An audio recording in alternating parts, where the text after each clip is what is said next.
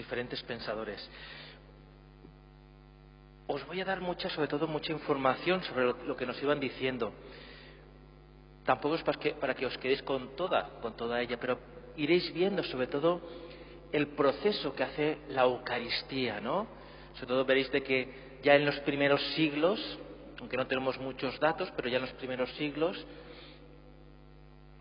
hay cosas de que nos van a sonar, mira, esto lo vivimos así, ¿no? Luego se ha ido matizando, lo hemos ido curando hasta el día de hoy.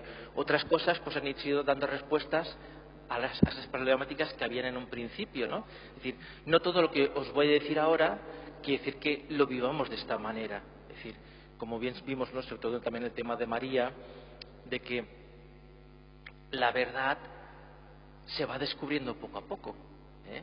Y en los primeros siglos se tiene como una intuición y que poco a poco hasta el día de hoy pues ha ido variando, ¿no? Sobre todo de cómo celebrar las Eucaristías, de la manera de entender lo que era la Eucaristía, pero que veréis que ya desde los primeros momentos hay algunas intuiciones que las vivimos hoy día, ¿no? A lo mejor con otros matices, pero que las vivimos hoy día. Y vamos a hacer esta parte primero, esta época patrística, ¿no? De los santos padres, ¿no? Sobre todo del siglo III hasta el siglo VII. Hablaremos primero un poco, porque pensar de que en el primer y segundo siglo hay muy poca información y que apenas se sabe, ¿no? Pero que daremos un poco también, es decir, unas pinceladas, ¿no? Miremos de que la Cena del Señor fue desde el principio el centro de la vida cristiana. No es una cosa que nos hayamos inventado ahora, ya desde el principio. Es decir, la Eucaristía, la Cena del Señor, en un principio no se podía llamar, no la podríamos llamar Eucaristía, pero bueno, lo que es la Cena del Señor, lo que nosotros celebramos hoy como la misa, es decir, es el centro de la vida cristiana. Y no tanto objeto de especulación como práctica litúrgica. Es decir, en un principio no era tan litúrgico como ahora, y de experiencia religiosa. La Eucaristía vivió una evolución importante a lo largo de diversas etapas históricas, como iremos viendo. Y cada uno de estos momentos también habrá que situándolos en el momento cultural e histórico que se trata. Es decir, claro, cada autor, cada personaje de la historia que va dando unas soluciones, no lo podemos sacar de su contexto, tanto cultural como histórico, como en el momento en el que está viviendo, ¿no? Y por eso, es decir, por eso que no podemos, es decir, juzgarlos con nuestros ojos, ¿no? Es decir, tenemos que mirar de situarlo en su momento histórico. Fijemos de que la Eucaristía como acción de gracias, ¿no? Ya en el siglo I se hizo como un librito que se llama la Didache y que va basándose en muchos autores sobre este libro, ¿no? Los documentos del siglo II relativos a la Eucaristía son pocos, como os decía, ¿no? Y por eso que es difícil saber cuál fue la evolución exacta de la celebración. Es decir, iremos viendo alguna cosilla, pero que no se sabe bien la evolución exacta que tuvo el por qué los cambios, ¿no? Porque no tenemos, digamos, escritos que nos lo vayan explicando. Pensar de que en aquel tiempo pues no había tanta manera de divulgación o tanto interés como para que constara, ¿no? Pues conforme se iba viviendo, pues eso, hoy en día todo queda escrito, todo queda grabado, todo queda un poco como de esta manera, ¿no? Entonces, ahora nos es mucho más fácil, ¿no? A lo mejor ahora pecamos por exceso de información, que a veces tener mucha información nos desinformatiza más de lo que nos quiere dar esa información. Miremos de que se dio un proceso de liturgización que condujo a la separación de la Eucaristía de la cena del ágape. Si os acordáis, cuando estuvimos hablando de la parte más bíblica, en un principio, ¿no? Es decir, lo que era la Eucaristía, la misa, estaba unida a la cena. Había una comida, un ágape, y luego la parte litúrgica.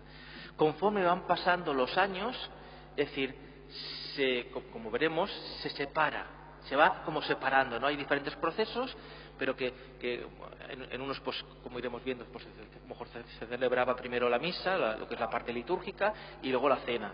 Luego otro era lo que era el ágape, y luego ya más la parte litúrgica.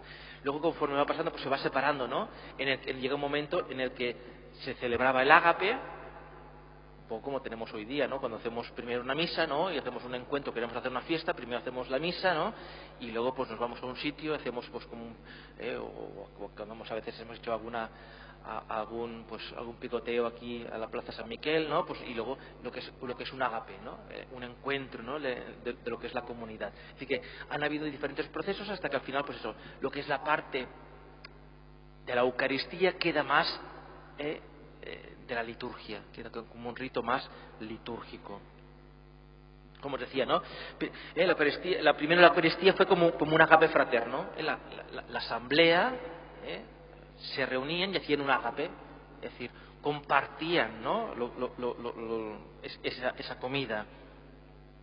Luego la Eucaristía, luego se celebra la Eucaristía y al final el ágape. Luego la Eucaristía y el ágape separados en horas distintas, ¿no? Un poco como os decía. La Eucaristía sola, sin ágape, sin esta comida. La Eucaristía entendida más como una fracción del pan o cena del Señor, como acción de gracias.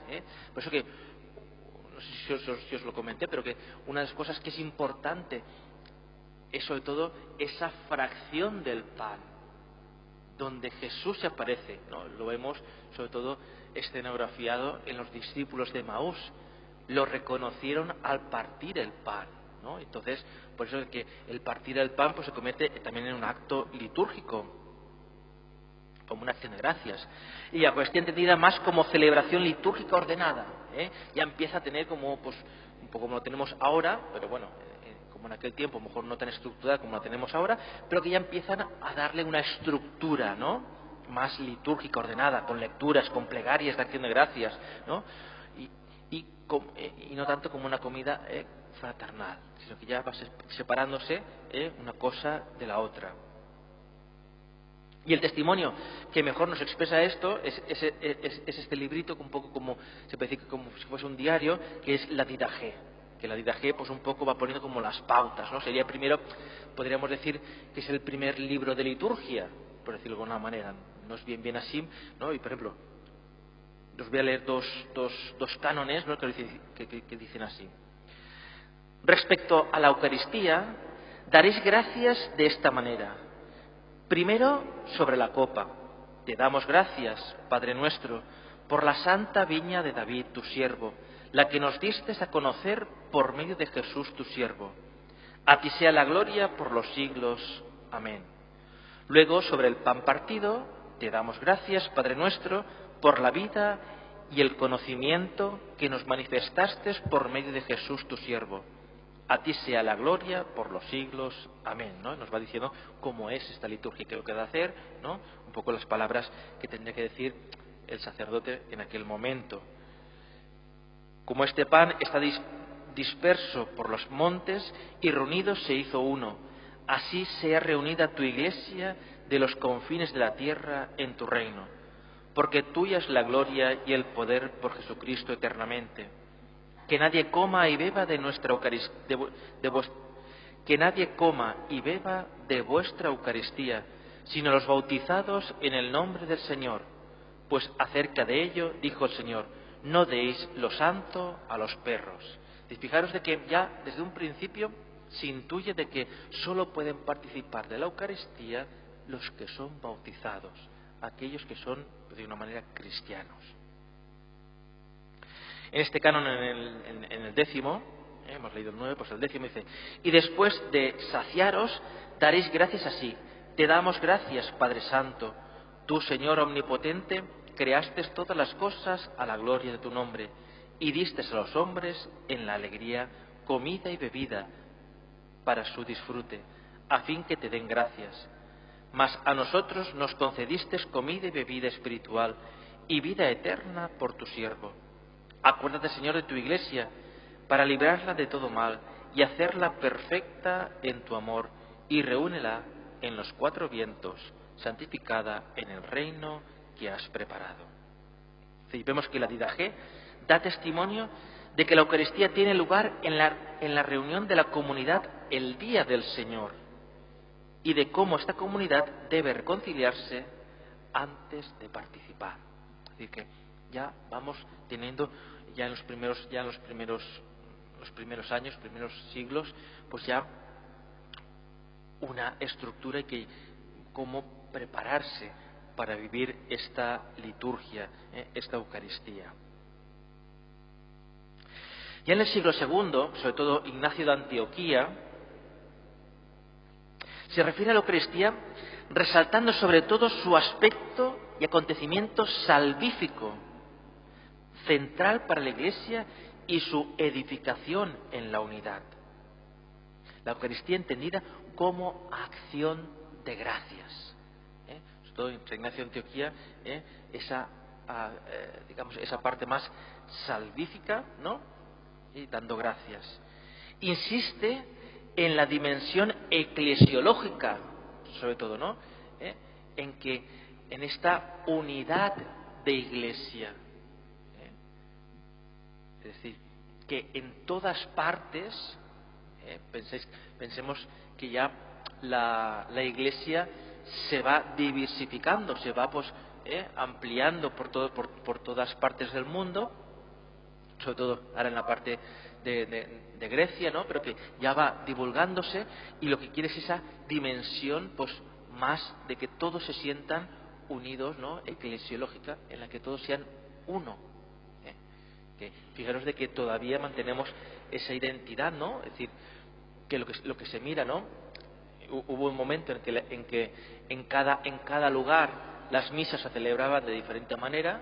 No sé si os acordáis cuando celebramos hace un par de años la misa hispano-mozárabe, que era la de rito de aquí, de la península, de la Hispania, pero que en Roma se celebra de una manera. Es decir, en cada uno de los lugares se celebraba de un rito diferente, hasta que se impuso, sobre todo, pues decirlo de alguna manera, el rito romano, ¿no? Entonces, prácticamente en todos los lugares del mundo se celebra con el rito romano, con sus pros y sus contras, ¿no? Pues con sus riquezas y con su pobreza, porque cada liturgia pues tenía una riqueza que, bueno, pasa eso, cuando pones una uniformidad, pues hay pobreza, pero también hay riqueza. Sí que se celebran otros ritos, ¿no? Sobre todo en Oriente, ¿no? El rito oriental, ¿no? Católico, que también existe, que se celebra de otra manera, pero bueno, eso ya sería, supongo que ya lo iremos viendo más adelante, ¿no? Pero que veamos de que, sobre todo lo que se quiere mirar es que esa unidad, ¿no? De que todos nos sintamos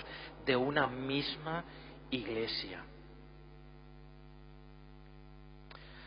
Es decir, no solo se parte el pan de la unidad y se bebe del mismo cáliz, sino que también se manifiesta la unidad de la Iglesia, sobre todo cuando es presidida por el obispo.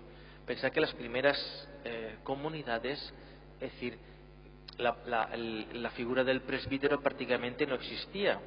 Eran los obispos los que presidían todas las Eucaristías. Un poco como los descendientes de los apóstoles.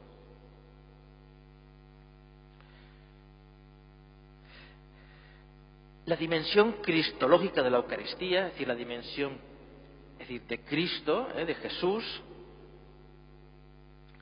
con una intención antidoceta, es decir, los docetas negaban que Cristo fuera verdaderamente hombre. Acordaros de las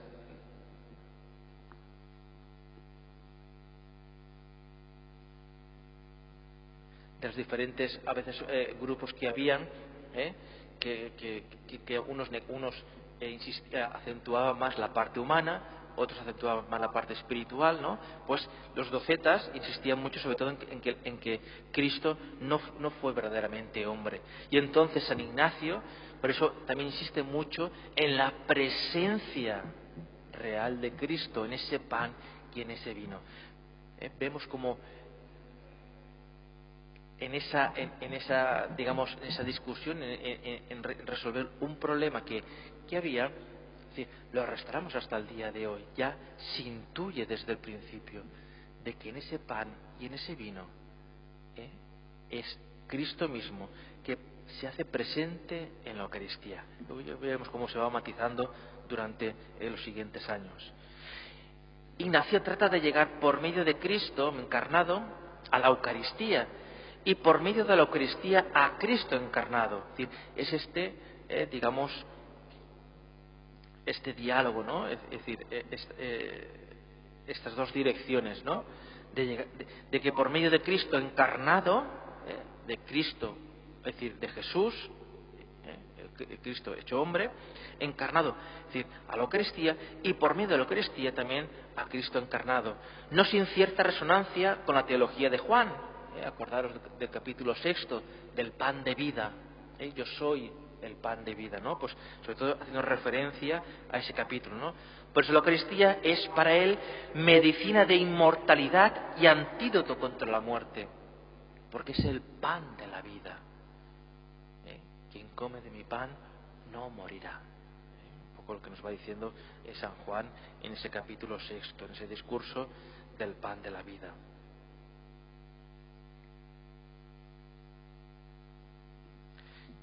Ya vamos viendo que se le va poniendo ya más teología en este concepto. San Justino, también en este siglo II, la encarnación eucarística se realiza por la encarnación histórica, es decir, también por la parte histórica. El resultado es, en ambos casos, una y misma carne y sangre de Jesús. La posibilidad intrínseca de la encarnación eucarística se explica el apologeta por medio del proceso de la asimilación natural de los alimentos. Esta comparación supone que el Logos, refiriéndose a la segunda figura de la Trinidad, toma los dones eucarísticos, los incorpora a su ser y los transforma.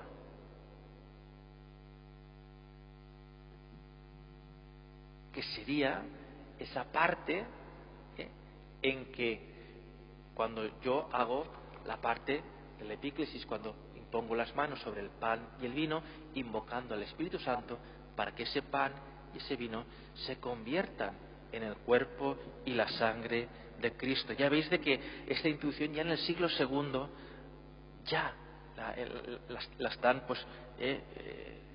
precisando, ¿no? Pues así como el verbo de Dios, es decir, la palabra, hizo que Jesús se encarnara y nos salvara, de igual modo la palabra de la oración eucarística hace que el pan y el vino sean la carne y la sangre de Jesús encarnado.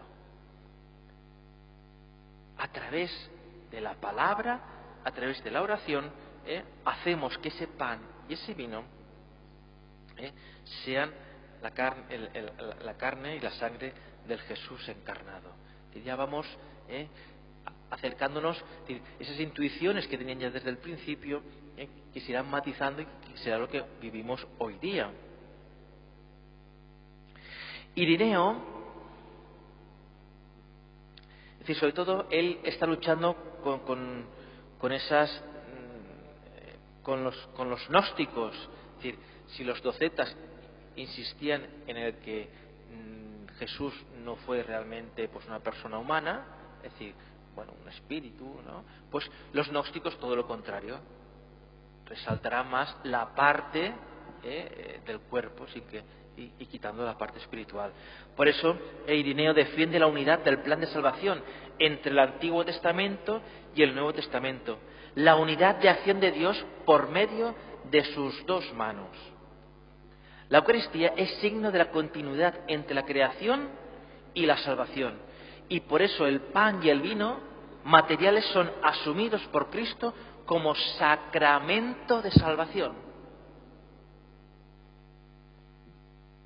Es decir, vamos dándole un poco ya cosas que nos van, sobre todo vemos, ¿no? De que hace que el pan y el vino sean materiales, es decir, la parte material, que son asumidas por Cristo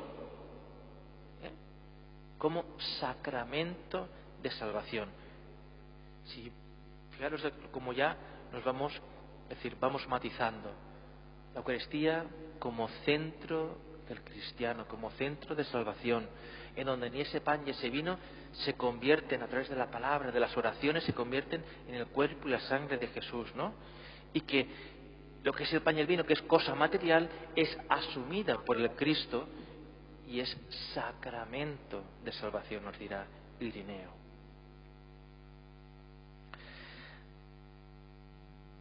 Irineo relaciona los diversos aspectos del misterio cristiano. El que no admite la creación como buena, no admite a Cristo encarnado. No puede admitir ni celebrar la Eucaristía, porque se basa en elementos cósmicos. Ni puede esperar la resurrección, porque la carne no podrá ser susceptible de vida. Creación, cristología, Eucaristía y resurrección están íntimamente trabadas. La Eucaristía se convierte en norma de recta doctrina. La Eucaristía se encuentra en el misterio total de la salvación. Claro, si a la Eucaristía le quitamos la parte espiritual, solo nos quedamos con la parte ritual, con la parte gnóstica, con la parte intelectual, le quitamos toda la parte de salvación. Lo más importante, ¿no? Y un poco eso decía a los niños de catequesis, lo más importante de la Eucaristía es justamente lo que no se ve. Es decir, el que yo me ponga así con el pan y el vino, no hay nada de especial en ese pan y ese vino, continuarán siendo pan y vino. Pero ¿por qué se convierten en el cuerpo y la sangre de Cristo? Porque el Espíritu de Dios actúa. Es el Espíritu que no vemos, pero los gestos, las palabras nos hacen intuir que allí Dios actúa. Por eso es sacramento, ¿no? Como decíamos, ¿no? Y en eso lo que decíamos, ¿no? Lo que nos va diciendo sobre todo Irineo, de que la creación, la cristología, es decir, la ciencia de Cristo, la Eucaristía y la resurrección están íntimamente entrabadas, no lo podemos separar. Todo va unido.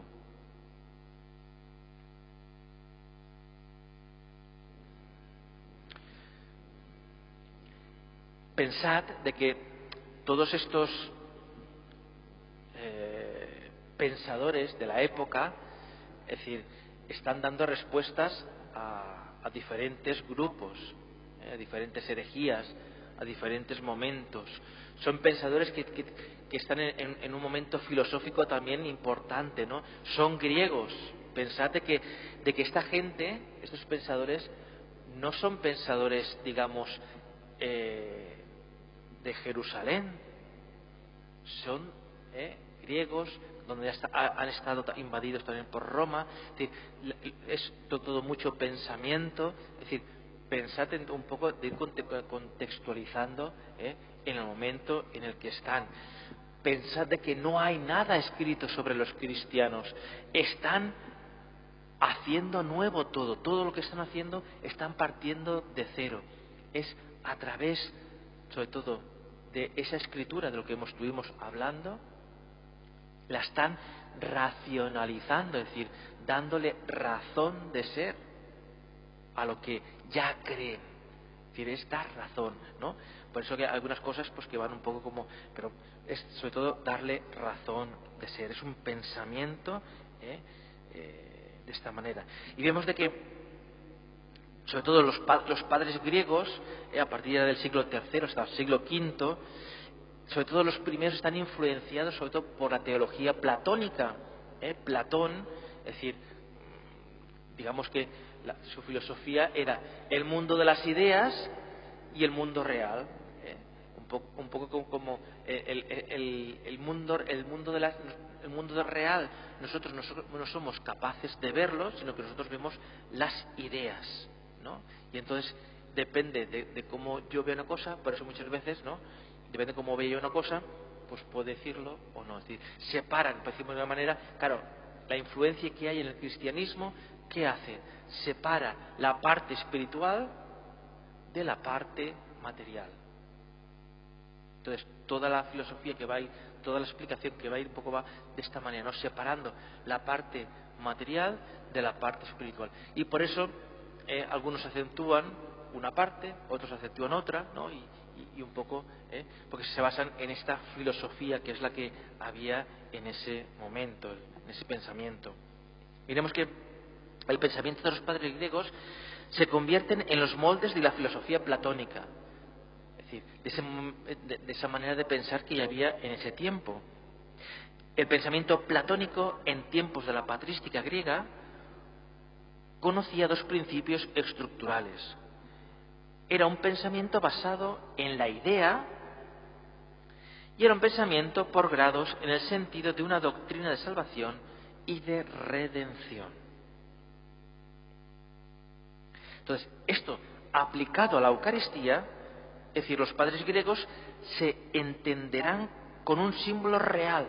Es decir, la Eucaristía la entenderán como un símbolo real, copia llena de contenido. El Señor resucitado será el original. El Logos, es decir, la palabra, la segunda persona de la Trinidad, Señor de la Pascua, es el original, invisible, que se hace cercano y perceptible con la imagen de la Eucaristía. Fijaros la intuición que van teniendo. La Eucaristía es la imagen del Logos, es la imagen de Jesús, porque es lo que hacemos en la Eucaristía. Hacemos que Jesús se haga presente en un símbolo, porque es pan y vino, pero en un símbolo real. No es algo, bueno, hacemos como, no es un teatro, no es una representación, sino que es algo real, simbolizado en el pan y el vino, como bien sabemos, porque Jesús nos lo dejó así.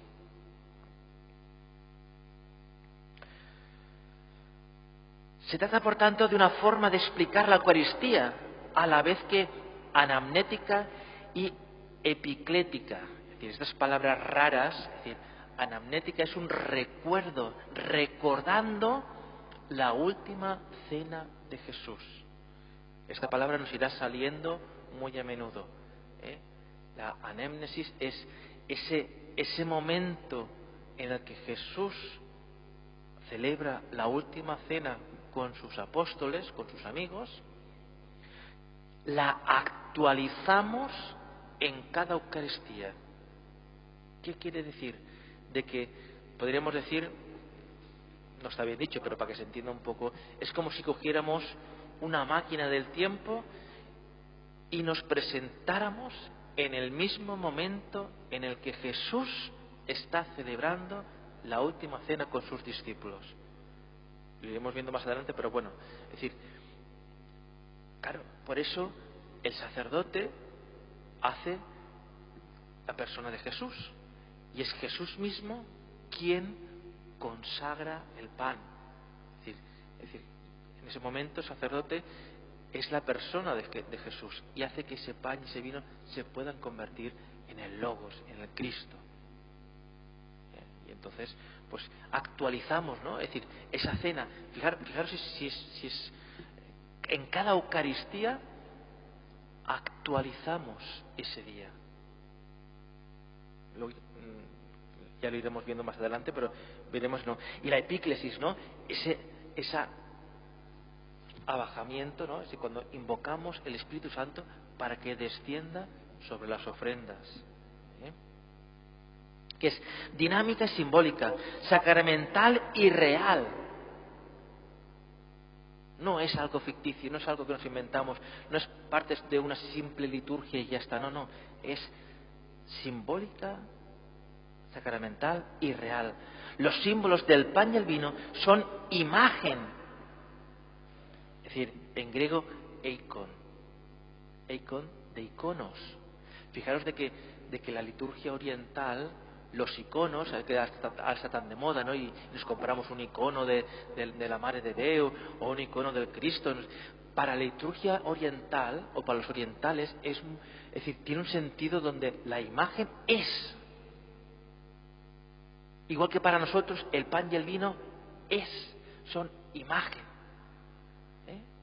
Imagen, es decir, todo ello, es decir, en griego es decir, no separan, ¿no? Sino que, por ejemplo, las imágenes que tenemos aquí, tanto pues la Inmaculada como la Mareta, como la de Desamparados, como la del Carmen, cuando nos ponemos delante de las imágenes a rezarles, no le rezamos a la estatua, le rezamos a la Virgen. Es imagen, nos lleva ahí, ¿no? Un poco que tiene esa fuerza, ¿no? Entonces, el pan y el vino son imagen, figura o copia del cuerpo y la sangre de Cristo, por los que se hace presente y nos hace partícipes por la memoria, la anamnesis, por la memoria, por ese recuerdo que nos deja, ese testamento que nos deja Jesús. Y el Espíritu, ¿no? La epíclesis, ¿no? Cuando imponemos las manos para que descienda el Espíritu sobre las ofrendas, en su entrega sacrificial de su salvación pascual. Fijaros, en pocos minutos lo que estamos celebrando. Una cosa grandiosa. Un poco eso es lo que nos va. Fijaros de que ya Irineo, ¿no? Es decir, no, ya los padres ya van viendo esa intuición y que todo esto es lo que poco a poco pues se va a ir madurando, ¿no? hasta el día de hoy. Dentro de los griegos tenemos diferentes escuelas, en los que pues hay diferentes maneras de ver las cosas. Sobre todo la escuela de Alejandría, en el siglo III, hay diferentes autores, Clemente, Orígenes, Eusebio de Cesarea, Atanasio, Cirilio de Alejandría. Dice, Dios se ha hecho hombre para que el hombre se haga Dios. Esta divinización del hombre se ha dado por la encarnación. La Eucaristía es el medio preferido de la comunión con el Logos. A Dios. Nos está divinizando en ese aspecto. La primicia la coloca en la palabra de Dios. La más perfecta comunión con el Logos no se da en la comida corporal, algo más propio de los cristianos sencillos, sino en la unión espiritual. Es decir, no por comer el pan uno ya está unido al Señor, es la parte espiritual lo que nos une.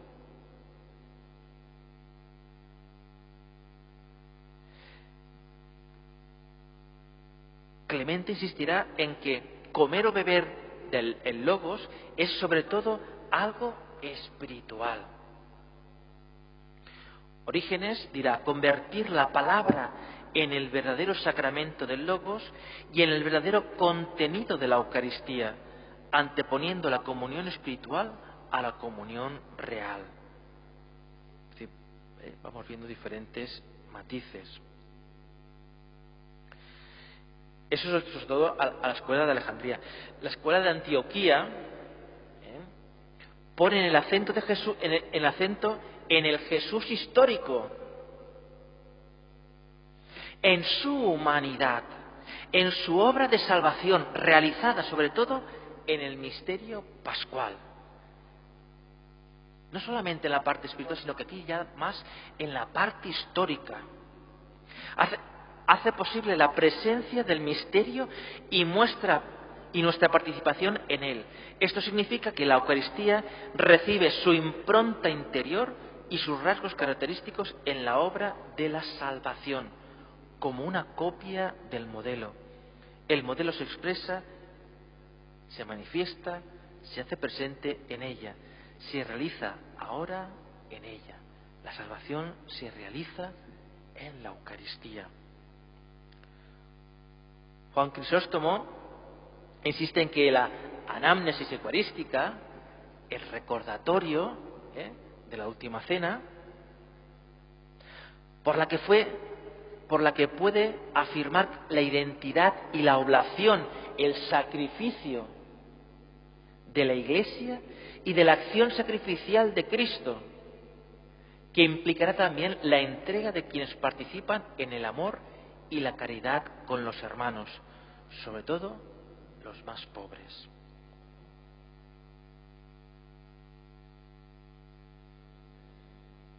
Pero, como hemos dicho, la Iglesia también se va esparciendo. Y aparte de los, digamos, de los padres griegos, tenemos los padres también latinos, la parte más de Roma y sobre todo la parte también de, podríamos decir, de la África, de la parte más del Mediterráneo, ¿no? Porque como toda esa parte fue invadida por los romanos, pues toda esa sería la parte más latina. Y los padres latinos hacen una lectura realista y mistérica de la Eucaristía. Es decir, si la visión de los padres griegos se concentra más en el misterio, sobre todo porque por su forma de pensar, por sus características de pensar, sobre todo la parte oriental, son más místicos, ¿no? La parte más latina, que somos nosotros, somos más racionales, es decir, entonces la de los latinos se concentra más en los dones, en los dones, la parte más de los dones, aquello que, pues, la parte más material, podríamos decir. Su interés se centra en la presencia de Cristo en los dones eucarísticos, que eso, pues, sobre todo los más importantes tenemos a Tertuliano, a Cipriano, a Ambrosio y Agustín. Pues de Tertuliano y Cipriano, de Cartago, en el siglo III nos van diciendo, ¿no?, que consideran la Eucaristía como el sacramentum del pan y de la pasión del Señor, a la vez que se refiere a la presencia permanente en el pan que se lleva a las casas para la comunión y la naturaleza sacrificial de la misa. Aquí ya nos va diciendo otra cosa interesante, que hoy día también lo vivimos así. Esa presencia del Logos, del Cristo, en el pan se mantiene, y cuando le llevamos la comunión, cuando le llevamos el pan a las casas, es el cuerpo de Cristo, no se ha desvanecido. Y es lo que hacemos también hoy día cuando llevamos la casa, cuando llevamos la comunión a la casa, ¿no? Y es el sacrificio, ¿no? Que la Eucaristía es el sacrificio también, ¿no? Ofrecemos el pan y el vino, como los judíos ofrecen el cordero. Pero como Jesús es el cordero perfecto, con un solo sacrificio, no hace falta que hagamos más sacrificios. Pues nos quedamos aquí. Me hubiera gustado acabar toda esta parte y así la semana siguiente avanzar, pero uno se va emocionando y lo que tenía pensado para hacer en un momentito, pues un poco vais viendo que hay muchos datos, ¿no? Yo vuelvo a insistir, decir, pero que tampoco es para que cuestión de que os vayáis mareando con todos los datos, pero que vayáis viendo ya la evolución, cómo van esas intuiciones que hoy día, es decir, también las vamos, es decir, que las verdades pues se van descubriendo poco a poco y que las vivimos, ¿no? Que ya desde los primeros siglos, sobre todo muchas de ellas, pues ya las vivimos hoy día, y que el Cristo, ¿no?, se nos hace presente en esa Eucaristía, en ese pan, en ese vino, la anamnesis, ese recordatorio que vamos actualizando, y que sobre todo ese sacrificio, y lo más importante, ¿no?, que desde el principio la Eucaristía es el centro de la vida cristiana.